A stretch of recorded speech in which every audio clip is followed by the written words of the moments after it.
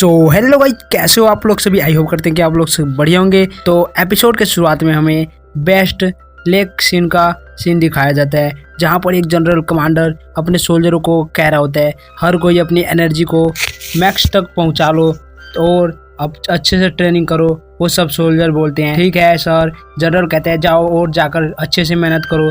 तभी उसका ध्यान उनमें से एक बंदे पर जाता है। जनरल कहता है तुम वहीं पर रुक जाओ। कौन हो? मैंने तुम्हें पहले कभी भी नहीं देखा। ये हमारा एमसी होता है। वो कहता है मैं जनरल को रिपोर्ट करता हूँ, मैंने आज ही आर्मी को ज्वाइन किया है, मैं न्यू कॉमर हूँ। जनरल कहता है ओह अच्छा ये बात है, तो तुम्हारा स्वागत है हमारे टीम में। एमसी कहता है जी सर। और फिर जनरल वहाँ से जाने लगता है। एमसी पीछे मुड़ के इविल सा स्माइल दे रहा होता है। फिर सीन शिफ्ट होता है, हमें मजेस्टी को दिखाया जाता है। वो कह रहा होता है चीफ नी मेरे लिए एक गिफ्ट लाने वाली थी, लेकिन वो अभी तक आ नहीं आई, वो कहाँ गई है? तभी वहाँ पर नी जाओकियान आते हुए कहती है मुझे माफ़ कर दीजिए मजेस्टी, आपको इंतज़ार करवाने के लिए। और वो अपने हाथ में रखा बॉक्स मजेस्टी के सामने रख देती है। एम्परर कहता है क्या यही वो गिफ्ट है? इसके अंदर क्या है? मुझे इस स्मोक से ठंडा फील हो रहा है, क्या इसमें कोई बर्फ है? जाओकियन कहती है योर मजेस्टी एक बार अंदर देखिए। और वो बॉक्स को खोल देती है। उसके अंदर से बहुत ज़्यादा स्मोक निकल रहा होता है। और स्मोक के हटने के बाद हम देखते हैं उसके अंदर गिलास के जग में कुछ चीज़ रखा होता है। जाओकियन कहती है ये ग्लास वाइन जग है और इसके साथ एक वाइन ग्लास है। मैनेजर एम्परर से कहता है मजेस्टी ये काफ़ी ज़्यादा शार्प गिलास है और इतना ज़्यादा रंगीन गिलास मैंने आज से पहले कभी भी नहीं देखा है। एम्परर खुश होकर कहता है चीफ नी मुझे जल्दी से बताओ तुम ये कहाँ से लेकर आई हो? वो कहती है मजेस्टी आप अपने को सस्पेंस बना के रखो, क्या आप क्यूरियस नहीं है कि इस ग्लास जग में के अंदर क्या है? मजेस्टी कहता है चीफ नी आपकी बातें सुन अब मुझ में भी ये जानने की क्यूरियोसिटी बढ़ रही है कि ग्लास जग में क्या है। कहीं जो चीज़ इस ग्लास जग के अंदर है वो कोई वाइन तो नहीं है? जाओकियन कहती है नहीं ये वाइन नहीं है। वो कहता है ये वाइन नहीं है तो फिर क्या हो सकता है? जाओकियन कहती है योर मजेस्टी आप खुद पीकर इसके टेस्ट से पता क्यों नहीं लगा लेते? और उसे ग्लास में धार कर एम्परर को दे देती है। मजेस्टी कहता है ये तो काफ़ी ज़्यादा इंटरेस्टिंग है, ये कंटिन्यूसली बुलबुले छोड़ रहा है। और वो उसे पी जाता है। मैनेजर घबराते हुए कहता है योर मजेस्टी क्या कोई गड़बड़ है इस जूस में? क्या आप ठीक हैं? और वो जाओकियन पर चिल्लाते हुए कहता है तुम बोल्ड जाओकियन, तुमने मजेस्टी को क्या पीने के लिए दे दिया? वो कहती है आप पैनिक मत होइए, हर मजेस्टी बिल्कुल ठीक है। वहीं हम एम्परर को देखते हैं जो कि उसे पीने के बाद बहुत ज़्यादा खुश होता है।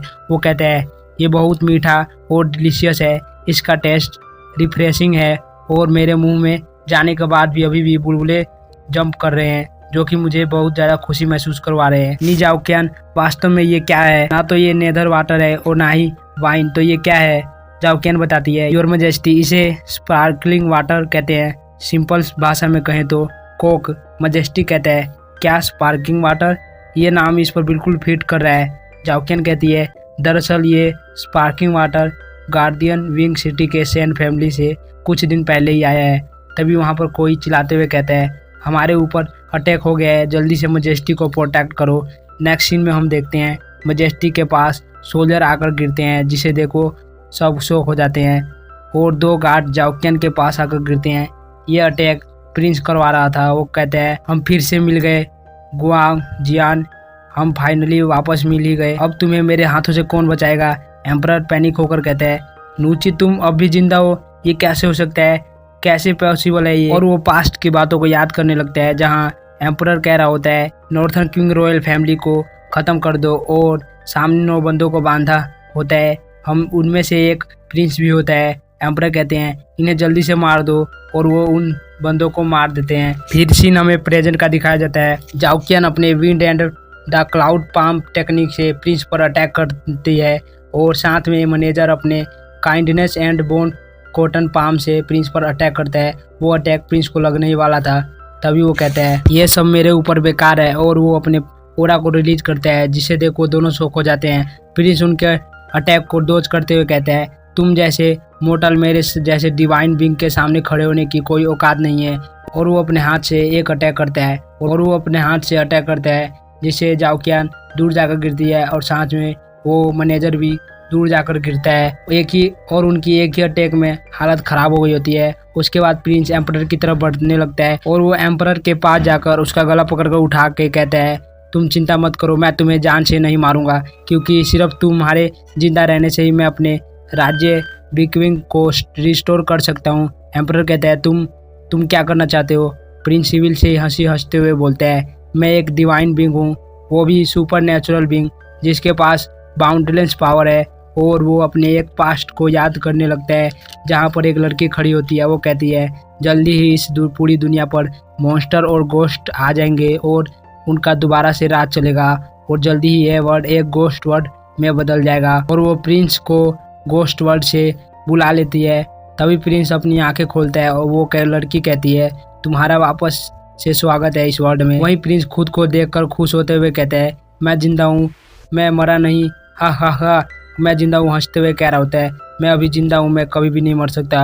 उसकी इन हरकतों से उस लड़की को गुस्सा आ जाता है और वो अपने हाथ में एनर्जी को इकट्ठा करके प्रिंस पर अटैक कर देती है और कहती है तुम इडियट, अपने सिचुएशन को देखो, तुम किसके सामने खड़े हो और कहाँ पर हो, तुम पहले ही मर चुके हो और मैंने अपने मैजिक का यूज करके तुम्हारी सोल को मोर्टल वर्ल्ड में वापस बुलाया है। ये सुन के प्रिंस हैरान हो जाता है और याद करने लगता है कि उसे कैसे मारा था। फिर वो कहता है हाँ ये सच है, मुझे उस बीच यांग जोंग ने मरवाया था। वो लड़की कहती है नूची, अब तुम्हें एक और लाइफ जीने का चांस मिला है, तो क्या तुम अपना रिवेंज नहीं लेना चाहते? रिवेंज तुम्हारे कंट्री के लिए, रिवेंज तुम्हारे उन लोगों के लिए। प्रिंस कहता है क्या रिवेंज? वो लड़की प्रिंस को और भड़काते हुए कहती है जो तुम्हारे साथ हुआ क्या उसका रिवेंज नहीं लेना चाहते? ये सब सुन के प्रिंस अपने दांतों को पीसते हुए कहता है मैं अपना रिवेंज लेना चाहता हूँ। और वो अपने एनर्जी को रिलीज करते हुए चिल्लाकर कहता है मैं उनसे अपना रिवेंज जरूर लूंगा।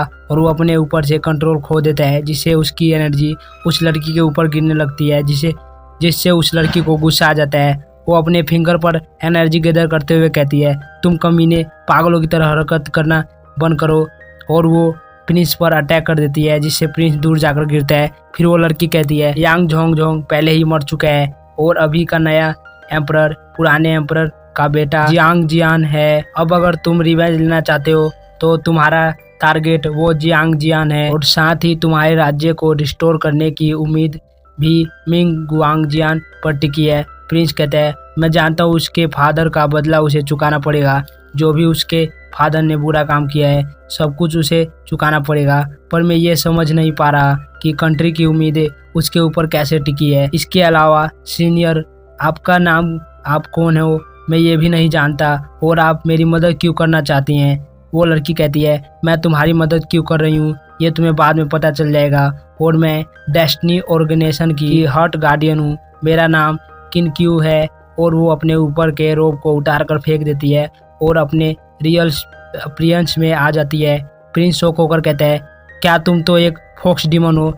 क्या ये रूमर सच है कि इस वर्ल्ड में मॉन्स्टर एग्जिस्ट करते हैं? मतलब लोगों की किस्से कहानियों में बताई गई परियों की कहानी काल्पनिक नहीं है, मतलब ये सच में एग्जिस्ट करती है। क्योंकि कहती है जितनी तुम्हें ये दुनिया सिंपल लगती है ये दुनिया उतनी भी सिंपल नहीं है, और तुम्हें एम्परर के पास जाने से पहले तुम्हें कुछ मदद की ज़रूरत है, तुम ये ले सकते हो। और वो प्रिंस की तरफ एक बड़े से सिंह को फेंक देती है। प्रिंस उसे पकड़ के कहता है ये क्या है? वहीं उसके अंदर से भयानक गोस्ट एनर्जी निकल रही होती है।